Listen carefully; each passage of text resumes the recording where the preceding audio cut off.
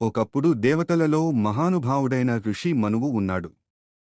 ఆయన మౌనం, ధ్యానం, తపస్సు ద్వారా సత్యాన్ని తెలుసుకునే మార్గాన్ని అనుసరించేవాడు.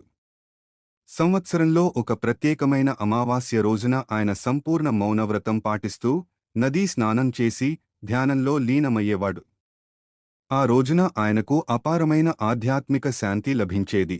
మనువు ఆ రోజు చేసిన తపస్సుకు దేవతలు ప్రసన్నులై ఈ అమావాస్య రోజున మౌనం పాటించి పవిత్ర నదుల్లో స్నానం చేసి ధ్యానం చేసే వారికి పాపాలు నశించి పుణ్యం కలుగుతుంది అని వరం ఇచ్చారు. అప్పటినుంచి ఆ అమావాస్యను మౌని అమావాస్యగా పిలవడం ప్రారంభమైంది.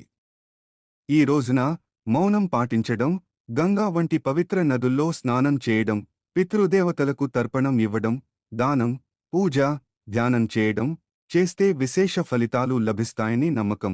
మౌని అమావాస్య మౌన శక్తిని, ఆత్మశుద్ధిని గుర్తుచేసే పవిత్రమైన రోజు. ఈ రోజు మనస్సును నియంత్రించి సత్యమార్గంలో నడవాలని ఈ కథ మనకు బోధిస్తుంది.